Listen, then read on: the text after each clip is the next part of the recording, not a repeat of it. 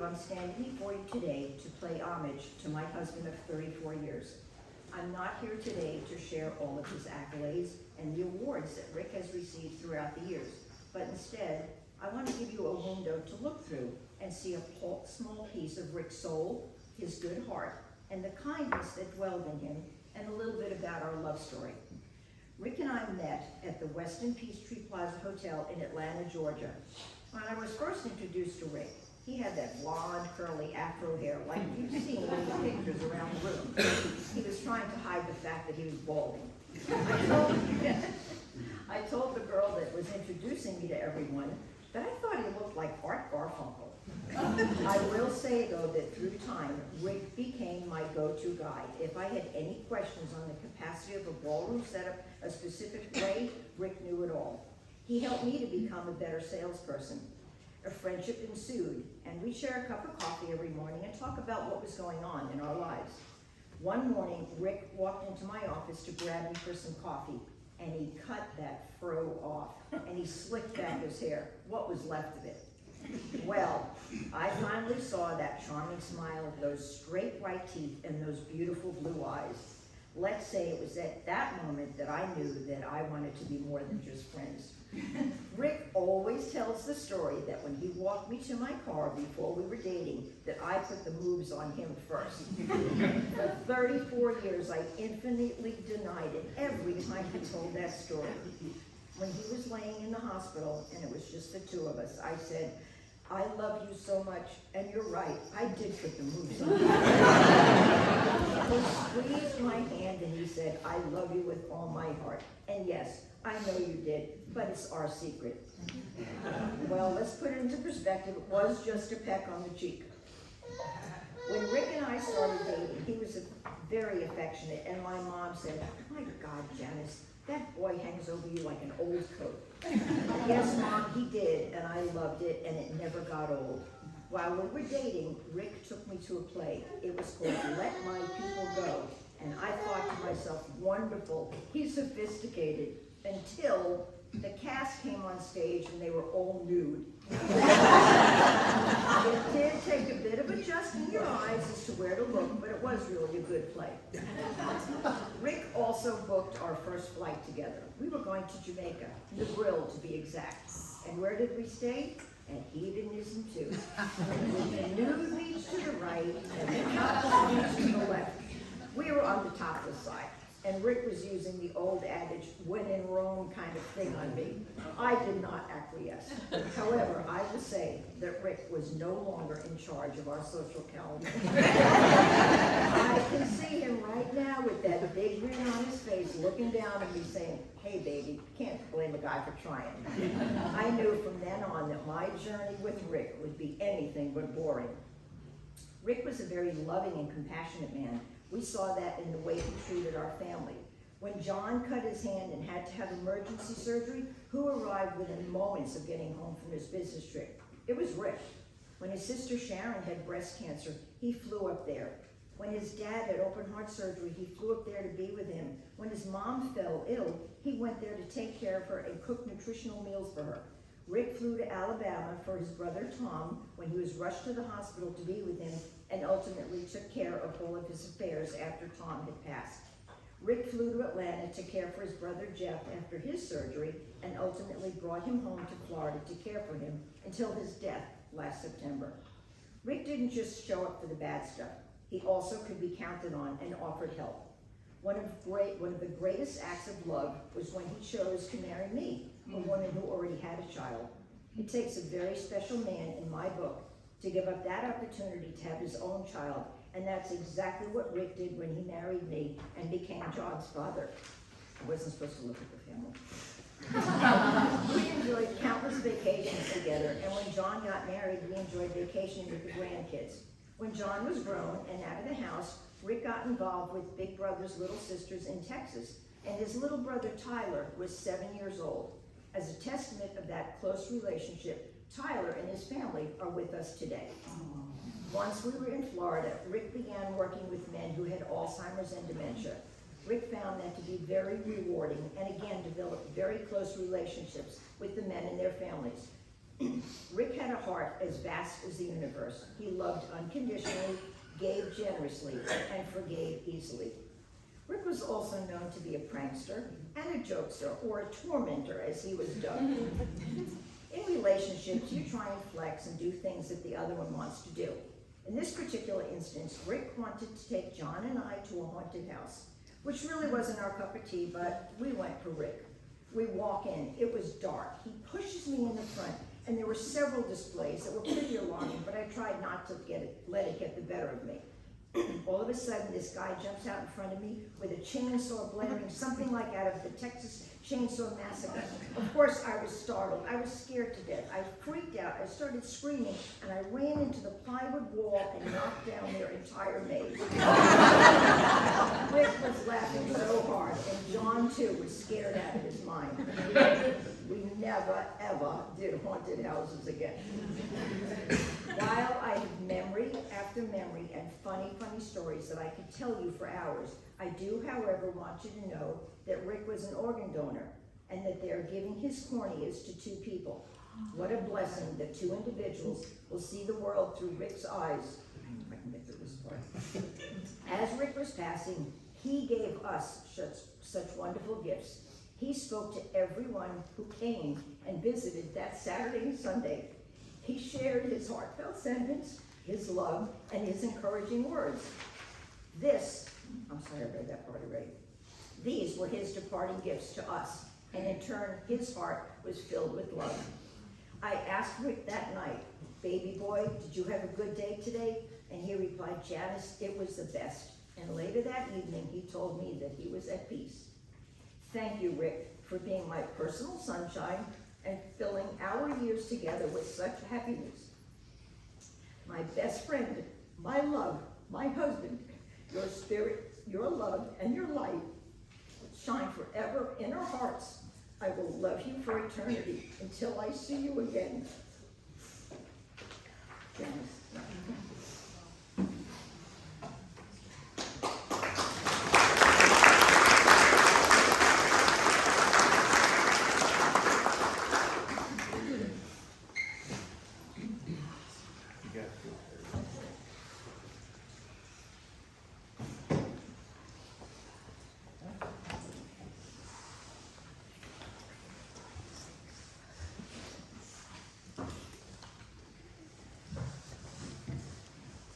Excuse me.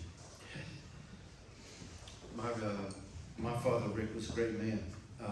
He's my stepfather and part of my life by choice. My favorite thing about him is that he loved my mom and me unconditionally. I was 13 years old when he proposed to my mother, and he proposed to us in our kitchen, which was the heart of our house. And it was a very appropriate place for us. And of course, me and my mother both said yes. When I was a kid, I remember I wanted money, just like my kids want my money. My pop started to give me chores and made me earn an allowance. And when I was around 13, I was too young to work, but I wanted more money than just an allowance. So he suggested that I start a lawn mowing business, and I did. Of course, part of it I got to keep the money, part of it got put into a savings account. My lawn mowing service died a sudden death when I blew up the lawnmower. I didn't know that I needed to put oil in it, and Mom never told me that I needed to.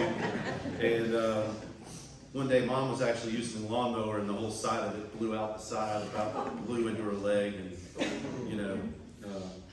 but he didn't get on to me. With the new mower, there was a new lesson to be learned, and he taught me, what I needed to do with it. And the purpose of me telling you this is that Pop wanted to teach me responsibility and accountability about being a man. Of course, I didn't realize that at the time, but he was teaching me important life lessons, which I appreciate so much today. My father was a prankster, as my Aunt Judy said.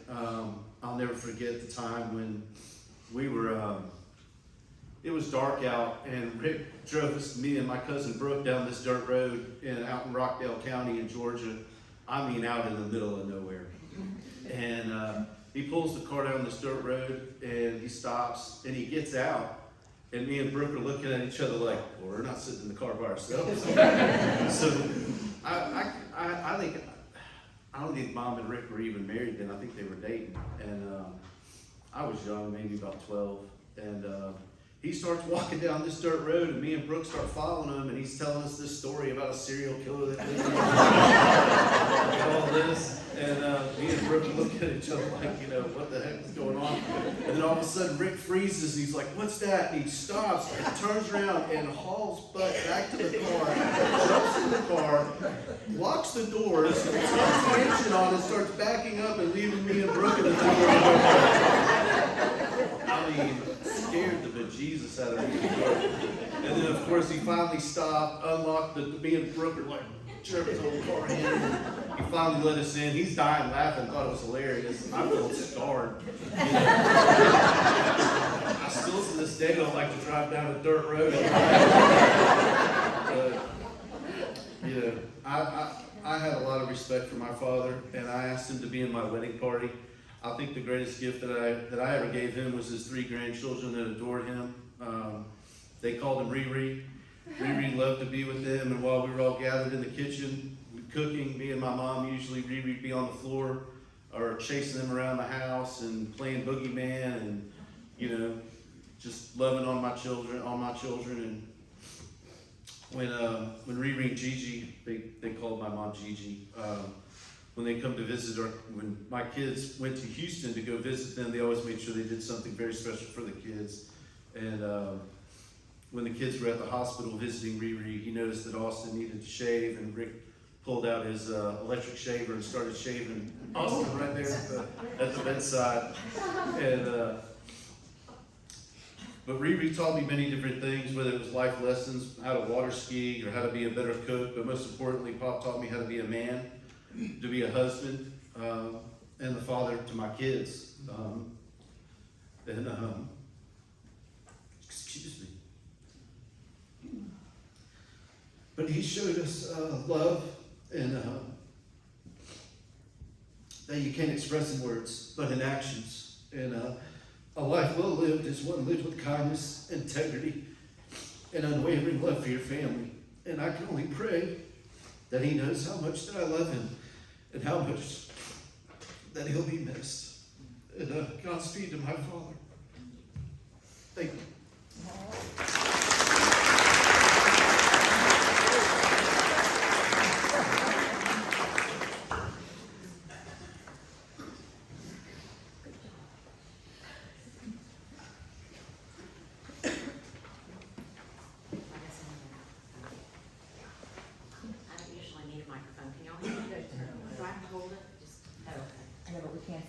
I know. Actually, I just need to put this stand on. I'm gonna move a little bit while I talk. Oops, let me get my notes. Because, obviously I'm anxious, and, you know, please forgive me for that. But it's very difficult for me to be here and speak about my brother. Just to let you guys know a tiny bit of history of our family.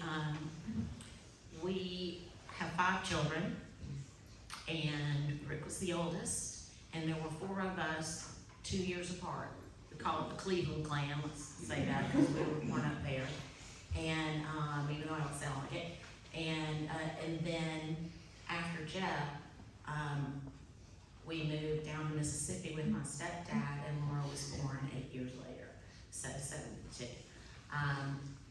And so Tom, it was Rick. 2 years later it was Tom, and Tom passed away in 18, and his daughter Amanda is here representing, and his son is still living in Colorado. Let's see, then we got me. I'm the oldest daughter, and then my little brother Jeff, who just passed in September, which is another reason I'm a little shaky. So, and my little sister's here, Laura, and her son Grayson. I just wanted to say something, a few things kind of about history, because I feel like I'm speaking for a little bit of everybody that's not here, meaning my mom. I do remember just a few things she mentioned about Rick as a baby.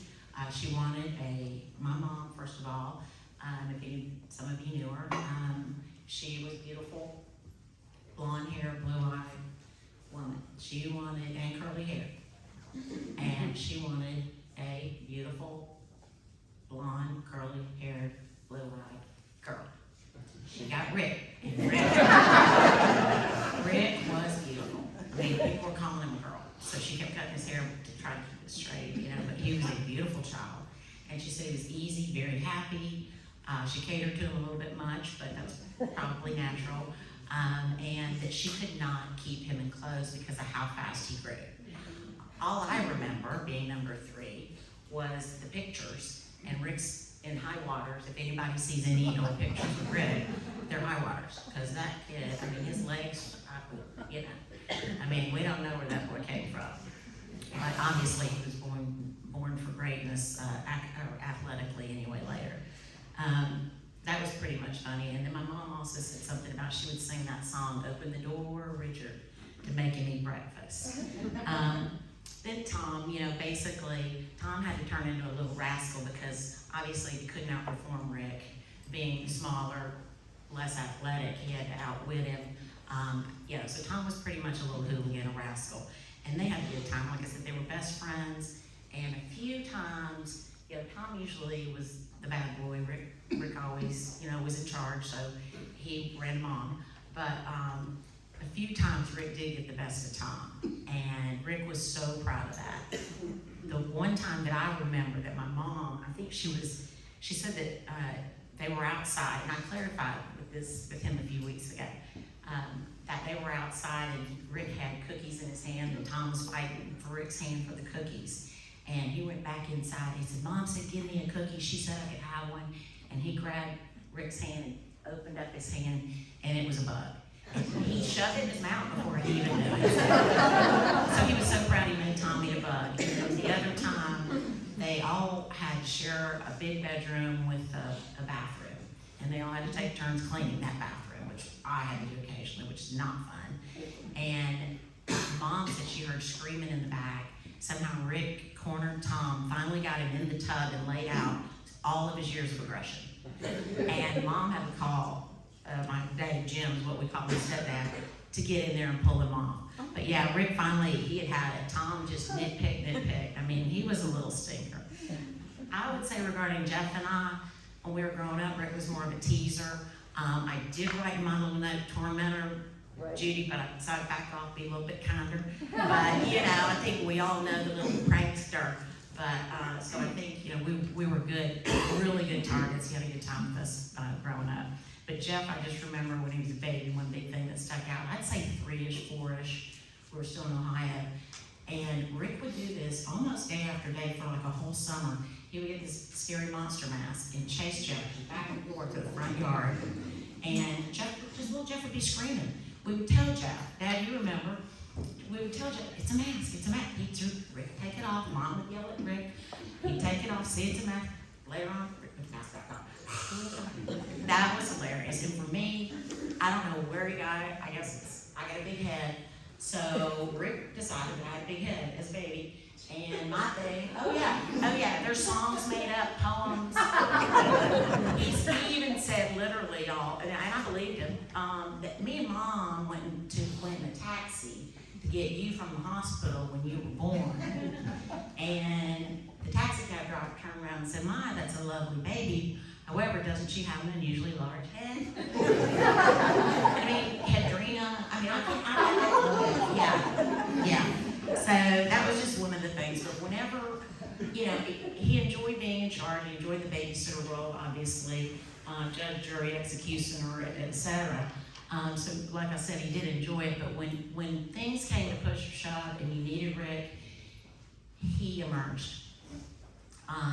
You know, growing up, we didn't spend a lot of time together. We were 4 years apart. He was an athlete. He was gone all the time growing up. But when things, you know, hit the fan, well, my front tooth hit the concrete, and I screamed. He's outside playing basketball. I don't even remember. He scooped me up, picked me up, ran me into the house. I remember one time trying to get my $2.50 allowance from my stepdad, And he said, I don't have it, and me having to go into the car to go to the baseball park without any money. Rick runs the car, pulls $1 out of his pocket. Now, I thought he hated me. Pulls $1 out of his pocket and hands it to me. And I'm like, oh my God. I mean, things like that, I'm shaking because those are so sentimental to me. That happened. Anyway, so we ended up, moving to Mississippi. We had a fun time skiing on the weekends. The guys turned me on to their music, growing up, because we all had to get ready for school listening to Rick's music. He excelled at any ball he touched. Ended up picking, well, actually it was baseball and basketball. I think he had double scholarship, but he ended up, baseball was his true love. Taken after Dad, I'm sure. But I just remember, we always went to the ballpark. Rick was always the best one. He played ball with Tom on some teams. He coached Jeff on some. And that meant so much to him also, to be able to do that. There's several pictures of him. Rick was always, as long as I knew till he went to college, the best one on the team. Don't care about anybody. You may be as good as Rick, but he was always the star. He was the pitcher. Everybody fought for him. Is Rick Cox your brother? I remember even one time they were drafting for something, and he said, I'll even let the ball roll between my legs, because he was trying not to get drafted by a certain team. He would fake being bad, and they still got him because they knew better. But it was funny because, like I said, we weren't that close. Then he went off to college. I graduated. I ended up going to Southern, and I went through Rush. Rick was a Kappa Sigma, and he was a senior, and I was a freshman. So I went through Rush, and everybody that spoke to me in Rush loved my brother. Rick Cox is your brother. Rick Cox is your brother. Oh my goodness, we love. I'm like, oh my gosh, they like Rick. Rick must turn out pretty nice. Well, all of a sudden, he turned into my big brother. Called me, came and got me every week for lunch, paid for it. He, first rule, first lunch, sis, love you. You may not go out with anybody I know. No, nobody I know. So that was it. But like I said, he totally, he turned into my big brother. He was very protective. Anything you need. Unfortunately, he left the next year because he graduated. He moved around a little bit with work, Dallas, Oklahoma, and then he ended up coming back to Atlanta. He lived with us for just maybe less than a year, just kind of to get settled and get his job going. But I do remember, and then he ended up living with Jeff for a while after that. They roomed together. But I remember when Janice first came in the picture, and she came to our house with John, and I walked in my kitchen, and I met Janice, and I turned around and I looked outside, and Rick was out there throwing football with this little boy that looked just like him. I'm like, that's Rick's kid. It was like, it could not have been a better fit, because my mom almost insultingly said, out of all you kids, Rick's the most one that needs to be a dad. I'm like, chopped liver. But anyway, like I said, it was a blessing. It was a perfect fit. Janice has been a blessing. My mother, every time she said one word about Janice, it was good.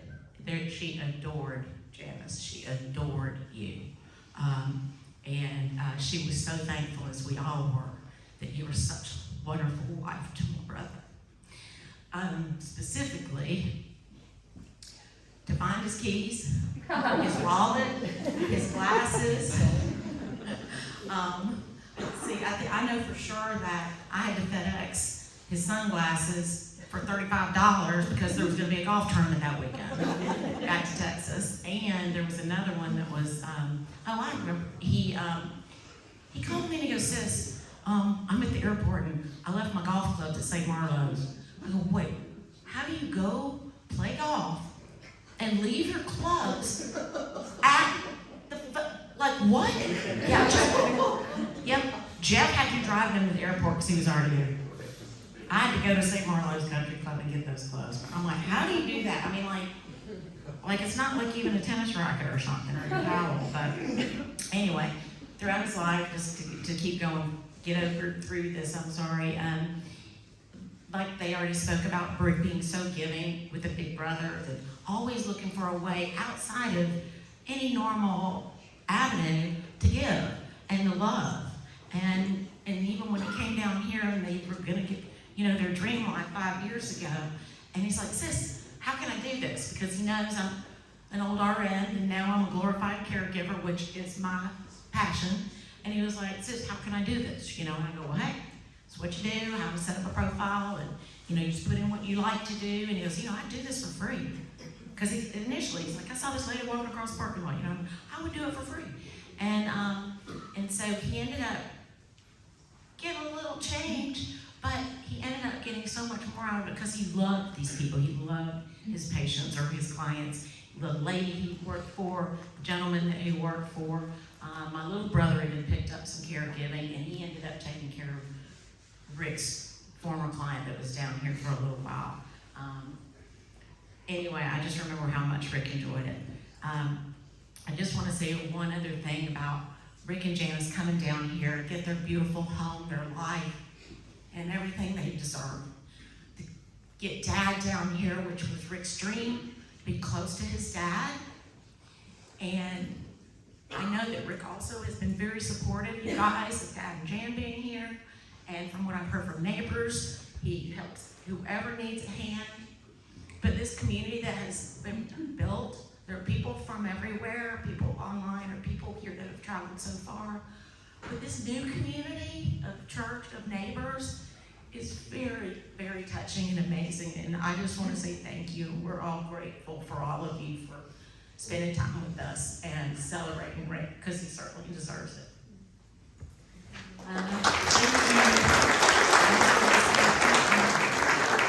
This is one thing I want to say. My little sister Laura is about to walk up. It's Laura Manning, and he loved her so much. They had such a special relationship.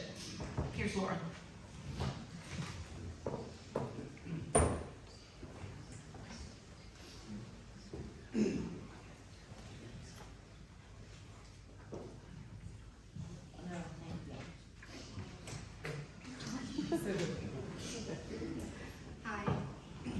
Hi everyone. Thank you so much for being here today. As I look around the room, I'm not at all surprised that it's full. I'm really not. Rick was such a wonderful and outgoing person. He made friends everywhere he went. He didn't know a stranger. He was someone that always got a lot from helping others. He was just, as Sharon said, just very, very giving, very kind. And one thing that I hope that I do like Rick did, he always seemed to do the right thing. Whatever that was, he did the right thing. He had such a good heart. He was more than just a brother. With us being so many years apart, he liked to pretend like he was my dad sometimes and tell me what to do and how to do it, and I wasn't doing it right, ever. But that's just how Rick was. Growing up with him, he was always much older than me, but he was always the one to want to play with me or spend time with me, so much more than anyone else. I forget who said it, but he was always the one down on the floor playing with you or thinking of some cool little thing he could bring you. I still have, from when I was probably maybe 8 years old, a pair of little gold stud heart earrings with a little pearl in the center that he gave me one year for my birthday. And I don't know if he knows that I still have those, but I do. Because they mean so much to me. I'm not very good with words usually. I'm usually the one in my family that doesn't cry. This is just extremely hard for all of us, I think. So I have a poem that I wanted to read that I think really kind of hits the nail on the head with what I wanted to say. Somewhere in my dreams tonight, I'll see you standing there. You look at me with a smile. Life isn't always fair. You say you were chosen for his garden, his preciously hand-picked bouquet. God really needed me. That's why I couldn't stay. It's said to be the angels are sent from above. I've always had my angel, my brother, whose heart was filled with love. Wherever the ocean meets the sky, there will be memories of you and I. When I look up at the sky so blue, all I see are visions of you. While there's a heart in me, you'll be a part of me. Thank you.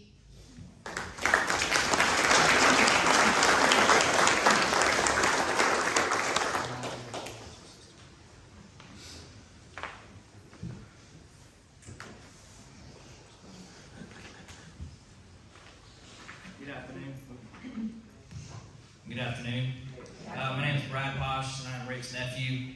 Again, it's just a testament of how many people loved Rick to be here. I think the table arrangements are pretty much a sediment of where a lot of Rick's golf shots went. So, very, very nice touch from my aunt. So now on to some of the serious stuff. So I'm one that's deep in my faith. So, I am the resurrection and the life. Anyone who believes in me will live even after dying. John 11, verse 25 through 26.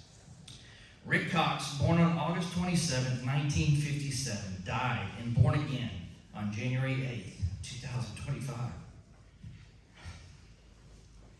He is married to Janice O'Neill Cox on March 17, 1990. Nothing would separate them from there on out. Not even the tornado that blew through the night of their rehearsal dinner in Atlanta. So wherever Rick is, there's always a storm. They say you're never to meet your heroes. Well, Rick met me when I was 13. And that's when he started dating my Aunt Jan. I was young and didn't know how to read people all that well back then. But Rick scared the life out of us one Halloween, seems to be the theme of today, in his infamous Freddy Krueger mask. I thought to myself, this ain't gonna last.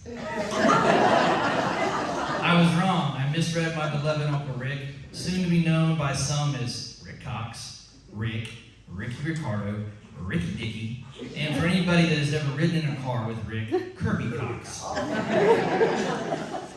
Rick lived life to the fullest, and we're here to celebrate his life and learn from what he taught us.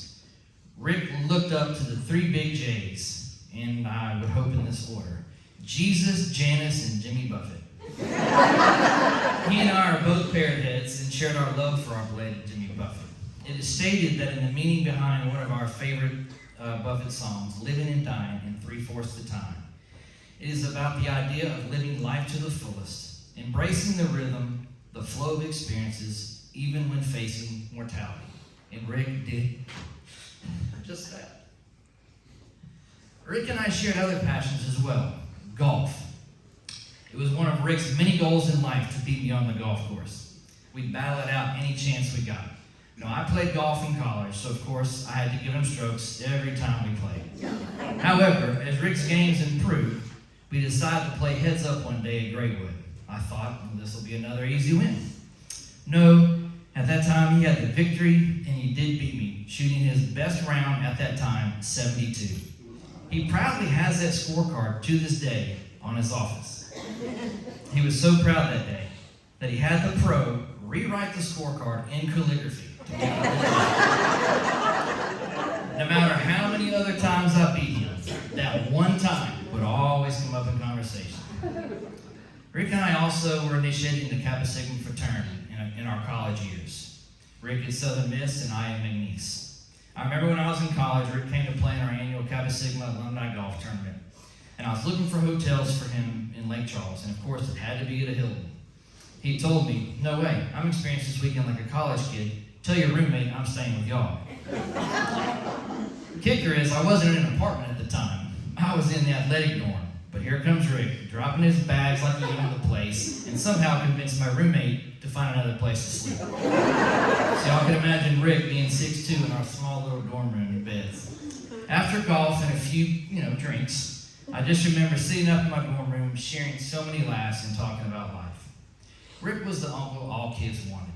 He was funny, compassionate, trustworthy, and even if you didn't ask, he would share his opinion with you. He laughed just about at anything, and we all know that famous laugh of his. Whatever, I can't even do it.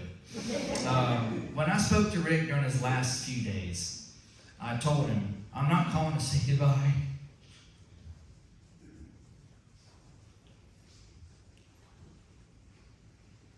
I'm only calling to continue our conversations from the past. And the most important thing I thanked him was, thank you for the way that you treated my aunt and my own family. He was at peace, as we all saw, with what was to come. I think that helped us be at peace some too. Revelations 21:4. He will wipe away every tear from your eyes. Death will be no more. Mourning and crying and pain will be no more. Rick was always there to help others. He was heavily involved in Big Brothers, Big Sisters. What a big brother to have, and I think Tyler can attest to that. Tyler, I have a very funny story to tell you afterwards. Rick then invested his time helping others with Alzheimer's and dementia. Rick ended our conversation not saying, remember that one time I beat you on the golf course? But he made me promise him one thing. Please get involved with some organization that helps others. Even on Rick's final days, his thoughts were with others.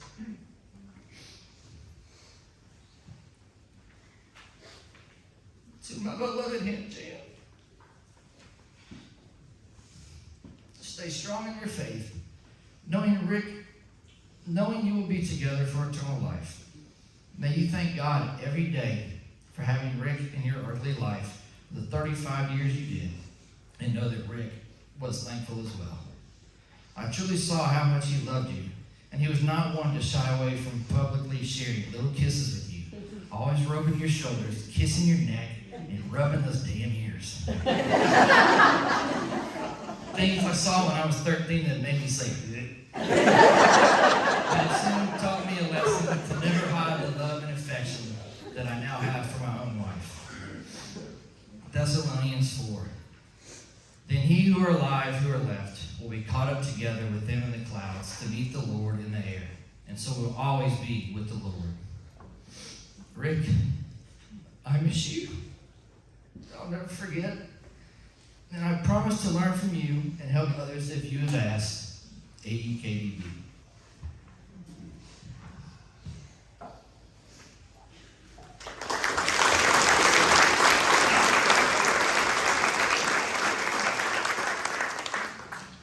I'm going to do this without a microphone, but I can't hold it still. I'll check.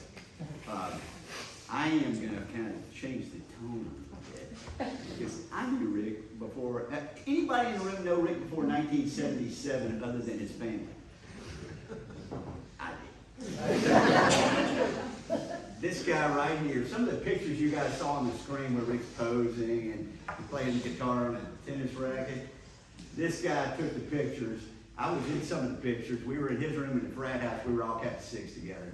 And so I knew Rick way back when before he became such a serious mentor. As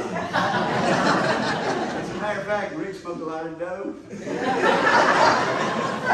used to go across the street to the rappelling tower where the ROTC guys climbed up. There's a little square that's called High Times Square. But ultimately, Rick was a phenomenal athlete. We played a lot of sports together. Strangely enough, over the years, how would I put it? Yeah, Sharon mentioned Rick moving around in the hotel and restaurant business. So we were in Dallas at the time. Darlene and I got married. We moved to Dallas. Rick happened to live in an apartment right across the street. So he and I were getting on a tennis court, slapped a tennis ball. We really didn't know what we were doing. We were just two pretty good athletes slapping the ball around. Then ultimately, Rick moved to Tulsa, Oak City, somewhere. And ended up, while we were still in Dallas, ended up in Atlanta, then ended up in But we stayed in touch. It was interesting. It was kind of almost an accident that we stayed so close, because physically we were around each other enough to stay in touch, as opposed to some of my other fraternity brothers who I hadn't talked to in a number of years. But we stayed in touch over the years, and we would, with Janice and with John, and we'd come to Atlanta some to visit John. Rick would come over to see family. We'd see each other and get together. Worst case, we'd get together, have breakfast or lunch or whatever. Sometimes Darlene and Janice and I would all go out, so we get together that way. Other times we just talk several times on your own phone. And it was always an interesting conversation. Rick was always, he was talking about Big Brothers and Tyler, and was always had a servant's heart. I mean, Rick, like I said, in between that big grin and that laugh, but the big heart. I mean, it always surprised you that just out of nowhere, Rick would be helping somebody do something somewhere sort of unexpectedly. It was interesting that probably 25 years ago, when God got my attention, and Rick and I were talking, and somewhere in those conversations, I might mention what God was doing in my life. Well, Rick started to pay attention. That's not right. Just kind of noticed. And so we would talk about it, and the next thing you know, he was still living in Houston. You guys were still living in Houston. And Rick said something about him going to church, started just kind of talking a lot. And we would talk about all sorts of things on those calls. It wasn't a religious, spiritual call, but it was how's the family doing, what's going on in politics, what sports teams do you follow, and that kind of thing. But ultimately, God got Rick's heart like he had my heart. And so it sort of became the center of every conversation we would have in some form or fashion. Even when he was in Houston, ultimately when they retired down here, one of the things Rick was hell-bent on was finding a good church that he wanted to settle into. And so he finally did, and so we began to talk. We would talk about that. And it was interesting, as it really sort of didn't matter what the subject was. We would always get back to something God was doing in our lives. Or we would be talking about a situation, and Rick would sort of always ponder the question about, I wonder if they know where they will spend eternity. And so he would ask it. He would just raise that every once in a while, not in some forceful way, but just kind of a head scratcher for him. And as we sort of continue to talk, just once again, Rick calls me up. My son's had a first grandbaby 9 weeks ago now. So as the baby was coming, several weeks ago, Rick called me up and said, hey, he knew baby was coming. So we were talking, and Rick calls me up and goes, hey, Mike, hey, call me. I need to tell you something. So I thought he was just checking on the grandbaby. We were literally at the hospital waiting on the baby to be delivered. Rick, so I called him back, really thinking he wanted me to tell him about the grandbaby. That's when he told me he had a brain tumor. And so it's like one of those, oh, okay, this is serious business. So I talked to him a number of times here when he was in the hospital as they removed the tumor. Janice and I were staying in touch. Ultimately, when it became evident that lots of things were going wrong, I came down, was with him for about on and off for 2.5 days in the hospital, and we'd spend an hour and a half with him talking to him. And Rick was good to go. Make no bones about it. It was like, God has numbered my days, and I'm good with that. And so if he wants me to stick around, I'll be here. And if he's ready to take me, I'm good to go. So he was completely at peace at it. I mean, it was amazing to literally look him in the eye. And I remember, and this will sound a little bizarre, but I have to say it anyway. I said to Rick when he was laid in the hospital bed, I said, Rick, what's weird about this? What's odd about this?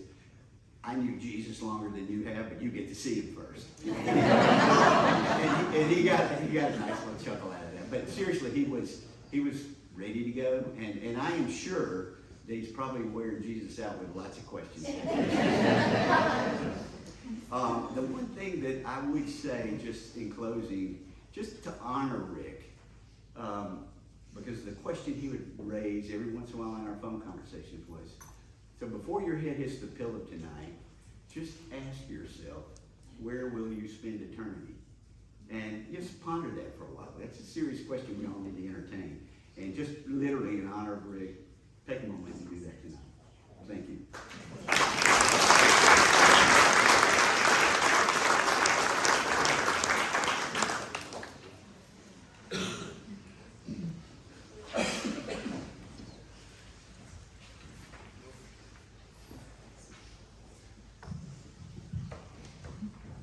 My last conversation with Rick in the hospital, he said that what he thought everything was about here in life was love and friendships. And he said that he felt incredibly blessed to have both. I know all of us were blessed with his friendship, so that's what this poem is for. People come and go in your life, most never leave their mark, but there are a few who cross your path and find a home in your heart. You may not see them every day, but when you do, you'll laugh, because though it may have been many a year, it seems no time has passed. There are good ships, there are wood ships, those ships upon the sea, but the best ships are friendships, and may they always be. No one sails through life without troubles. They find us every day. Thank God for those who share our woes and comfort us on our way. Strength from a caring shoulder will brace the soul that bends and mend the parts of a broken heart, thanks to the love of our friends. There are tall ships, there are small ships of every shape and size, but the best ships are friendships that stand the test of time. So here's to those still with us and those who have sailed on, the chosen few we call our crew. That's why we sing this song. There are kinships, there are hardships, but what makes a life complete are the friendships. They're the best ships. May you find yourself a fleet. There are good ships, there are wood ships, those ships upon the sea, but the best ships are friendships. May they always be.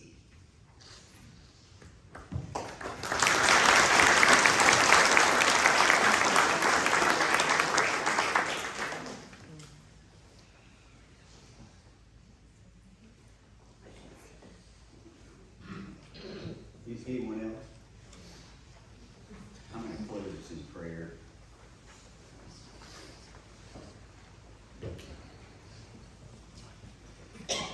Lord God of heaven and earth, creator of all things, you who hold all things together. We thank you for the opportunity to know Rick for all these years, to hear his laugh and to see his heart for you and for others who needed his help. His family, his friends, and even people he did not know well, he reached out to in the direst of situations.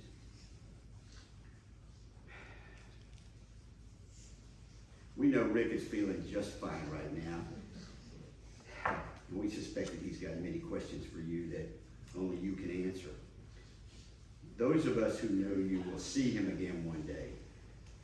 For this is eternal life, to know you, the one true God, and your Son, Jesus Christ. Lord, we pray for Janice and for Rick's family and friends as they mourn his passing. Give them comfort. Let them remember Rick with that big smile and that laugh and his encouraging words that were always ready. Let this be a celebration of Rick's life and a reminder that we are not in control, but rather that you have numbered our days. By the power of your Spirit, cause us to ask ourselves, do you know where you will spend eternity?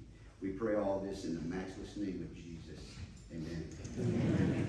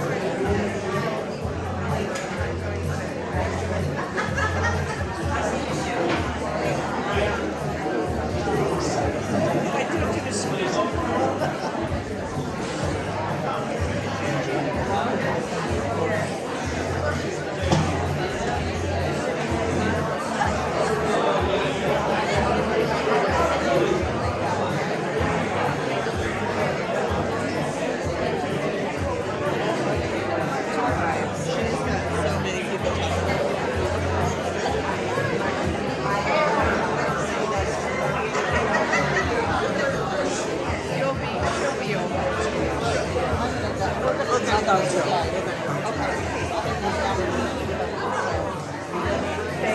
pop around. Okay, what do you want me to call the Jewels and green stuff? What are you gonna do? Yeah, I'll bring it over to you. Voice up.